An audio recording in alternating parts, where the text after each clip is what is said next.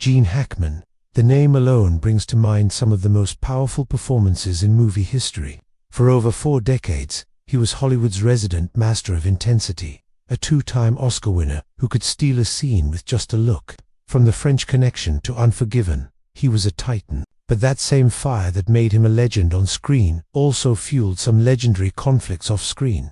Hackman was a man of immense talent and equally high standards. He didn't pull punches, and if he had an opinion, you were going to hear it, like it or not. Now, you might have seen titles like this one and thought, did Hackman really leave behind a secret hate list? Let's clear the air right away. Gene Hackman is, as of 2025, very much alive and well, enjoying his retirement. He never published a formal list or sat down to name his enemies.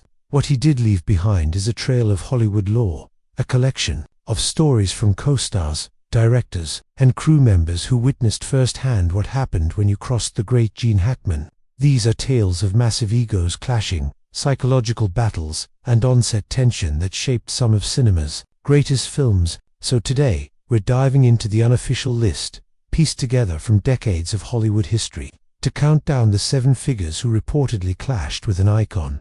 Kicking off our list at number 7 is a rivalry that simmered on the set of a modern masterpiece, the celebrated Irish actor Richard Harris. The film was 1992's Unforgiven, the gritty western that would land Hackman his 2nd Oscar. On screen, Hackman's brutal sheriff Little Bill Daggett faces off against Harris's flashy gunfighter, English Bob. Their confrontation is one of the film's most memorable scenes, where Little Bill viciously dismantles English Bob's tough guy myth. But according to behind-the-scenes stories, that tension wasn't just good acting, it was a subtle clash of professional pride. Both Hackman and Harris were giants of their generation, each with a formidable talent and a personality to match. During one rehearsal, Harris, known for his playful side, reportedly tried to get a rise out of the intensely serious Hackman by exaggerating English Bob's flamboyant swagger. The prank, while maybe good-natured, highlighted the gap between them. Hackman was all business, treating acting as a serious craft. Harris had a more chaotic, mischievous streak. The real friction, however, was supposedly more professional than personal. Insiders say Hackman was quietly annoyed by what he saw as Harris's lack of seriousness. It was a perceived slight from one acting heavyweight to another. This wasn't a shouting match. It was a cold war fought with professional distance. Director Clint Eastwood famously ran a tight no-nonsense set, which likely kept a lid on any boiling tensions. Instead, Hackman, a master of using his own emotions, reportedly channeled his irritation directly into his performance. That cold, dismissive fury Little Bill shows English Bob. Some say a little piece of that was genuine annoyance with Richard Harris. After their scenes were done, they went their separate ways. They were professionals who did their jobs brilliantly, but the clash of their methods and pride makes for a fittingly complex start to our list. At number 6, we have a clash that reportedly helped nudge Gene Hackman right out of Hollywood. The other actor was Ray Romano, and the movie was 2004's Welcome to Motorsport. This political comedy would be Hackman's final film before retirement, a decision many link to the frustrating experience on set. In the movie, Hackman plays a former US president who finds himself running for mayor against a local plumber, played by Romano. On paper, it was the classic setup, the heavyweight thespian versus the sitcom superstar, but their very different approaches to acting quickly became a problem. Hackman was old school. He showed up prepared, knew every line, and expected the same from his co-stars. Romano, fresh off the massive success of Everybody Loves Raymond, came from the world of TV comedy, where a looser, more improvisational style was king. From the get-go, Hackman seemed uneasy. He admitted in an interview, "I don't consider myself a comic actor. I think of myself as a thespian." So, when you get on a set with somebody who does this every day, it's a little intimidating. While he praised Romano publicly, crew members said Hackman was privately frustrated by what he saw as a lack of discipline. The ad-libbing that made Romano a TV star looked like unpreparedness to a film veteran like Hackman. The tension reportedly created a real divide on set. By this point, Hackman was in his 70s and growing tired of the movie business. For him, the clash of styles on Welcome to Motorsport seemed to represent everything he was fed up with. Shortly after the film wrapped, Hackman began telling people his career was probably all over. Officially retiring in 2008, he cited a doctor's warning about the strain on his heart, saying the straw that broke the camel's back was actually a stress test. For many insiders, the stress of his final film was a major factor. He may not have hated Ray Romano, but he reportedly loathed the style of work he represented, which for Hackman was a sign that it was time to go. Our fifth spot belongs to a conflict that took place on the set of one of Hackman's last great films. The actor is the incredible Angelica Houston, and the movie was 2001's The Royal Tenenbaum. While Hackman's main war on that set was with the director, his intense and abrasive mood put everyone on edge, and Houston was right there on the front lines. Houston played Ethelene Tenenbaum, the dignified matriarch to a family of prodigies and the estranged wife of Hackman's character, Royal. Their on-screen history was complicated, and their off-screen dynamic was just as charged. Clifton Oscar winner and Hollywood royalty herself was a total pro, but even she was reportedly stunned by Hackman's volatility. The tension was there from day one. In an early scene, Ethelene was scripted to slap Royal. Houston, maybe sensing she needed to set a boundary, didn't hold back. "I hit him a really good one," she later recalled. "I saw the imprint of my hand on his cheek and I thought, he's going to kill me." Hackman didn't retaliate, but the moment defined their working relationship, a cautious dance around, a man who seemed ready to explode at any moment. Hackman was apparently miserable making the film. He hadn't wanted the part, was angry about the pay, and openly hated the director's vision. That misery spilled out onto the set. Houston said she was often scared, but her main goal became protecting the film's young director, Wes Anderson. "I was scared too," she admitted, "but my priority was protecting Wes." This put her in the position of playing a protector on screen and off. Co-star Bill Murray even started showing up on his days off to act as a buffer. For Houston, it was a constant, grinding stress. It wasn't a shouting match, but the challenge of working with a brilliant actor who made it clear he'd rather be anywhere else. At number 4, we have a personality clash so epic it became Hollywood legend. The co-star was the one and only Liza Minnelli, and the movie was the notoriously troubled 1975 adventure comedy, Lucky Lady. The film, which also starred Burt Reynolds, was about a trio of rum runners during Prohibition. The production was already a mess, but the real fireworks were between the quiet, serious Hackman and the explosive, theatrical Minnelli. Their styles were like oil and water. Hackman was a gritty, realistic actor. Minnelli was pure Broadway energy, a supernova, as Burt Reynolds put it. Her high-energy, boop, oopy-doop personality grated on Hackman's nerves from the start. He was there to work, and he found her theatricality to be a distraction. Burt Reynolds, who was stuck in the middle, witnessed it all. He said Hackman's fuse with Minnelli was incredibly short. Every once in a while he'd go, "Liza, shut the fuck up." Reynolds recalled, "We'd all have to walk off the set until he cooled off."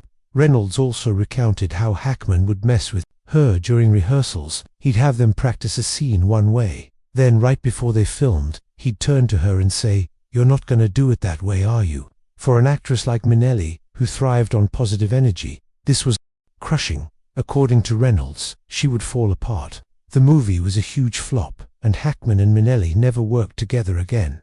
It was a perfect storm of conflicting personalities on a stressful shoot. For Hackman, Liza Minnelli's performance style was something he just couldn't stand, earning her a high spot on this unofficial list. Our third entry isn't about a single on-set feud, but a complex decades-long rivalry with the man who was both his early champion and his professional adversary, Warren Beatty. Their story started back in 1964 on the film Lilith, where Beatty was the star and Hackman was a newcomer. Beatty was so impressed with Hackman's raw talent that he promised to put him in his next picture. He made good on that promise by casting Hackman as his brother in the 1967 classic Bonnie and Clyde, the role that made Hackman a star.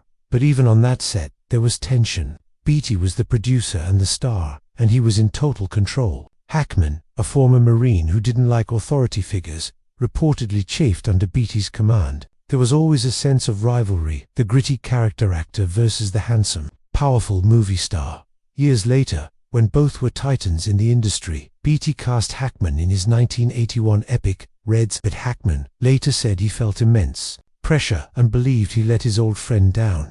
"I think I disappointed him," Hackman said in an interview, although he never said so. Their conflict was never about open hostility. It was about power and respect. Hackman owed his career to Beatty, a fact he couldn't escape. But he was also a fiercely independent man who bristled at being controlled. Their relationship wasn't one of hatred, but of a complicated professional rivalry that was a constant source of friction for the proud Gene Hackman. Our runner-up isn't an actor, but a director whose battles with Gene Hackman were so intense they produced one of the greatest performances of the 1970s. The director was William Friedkin, and the film was 1971's The French Connection. The fight to create the character of Detective Jimmy Popeye Doyle was basically cinematic warfare. From the start, Hackman hated the character. Popeye was based on a real-life cop, Eddie Egan, who Hackman found to be a brutal, power-abusing racist. He told Friedkin he was deeply uncomfortable playing such a flawed man. Friedkin, on the other hand, wanted all of that grit and ugliness on screen. To get it, he decided he had to provoke Hackman, and so began a campaign of psychological manipulation. Friedkin pushed Hackman's buttons constantly, trying to make him as angry and frustrated as the character he was playing. "I had to provoke it out of him," Friedkin later admitted. "I'd get in his face. I'd say things that you should never say to an actor." Hackman was furious, feeling bullied and manipulated by his own director. The chaos extended to the filmmaking itself. Friedkin shot the legendary car chase sequence in real traffic, putting his star in genuine danger. This raw, unpredictable approach terrified Hackman, who valued control and preparation. The result of this brutal process was a performance for the ages. Hackman won the Best Actor Oscar, and the film won Best Picture. But the actor-director relationship was destroyed. They had created a masterpiece through pure, adversarial conflict, earning Friedkin the number 2 spot. And that brings us to number 1, the most well-documented, openly hostile working relationship of Gene Hackman's entire career. The person who tops this list is the director who endured the full force of Hackman's famous temper, Wes Anderson. The film was the royal and the on-set conflict was so bad it became the stuff of Hollywood legend. The trouble started before they even began filming. Anderson wrote the part of the patriarch Royal Tenenbaum specifically for Hackman, but Hackman didn't want it. He was also reportedly furious about the salary, which was the same flat fee for all the big-name actors. Anderson had to practically beg him to take the role. Hackman finally, and very reluctantly, agreed. From day one, it was a nightmare. Hackman arrived on set miserable and took it out on his young director. He reportedly saw Anderson as a punk kid and treated him with open contempt, openly criticizing his very precise, storybook style of filmmaking. The insults were brutal. At one point, Hackman allegedly snapped at Anderson, "Pull up your pants and act like a man." The set was so toxic that co-star Bill Murray started coming in on his days off to act as a buffer. Murray explained, "Older, great actors do not give young directors much of a chance." Gene was really rough on Wes. The core of the issue was a fundamental artistic clash. Hackman was an instinctive actor who wanted to find truth in the moment.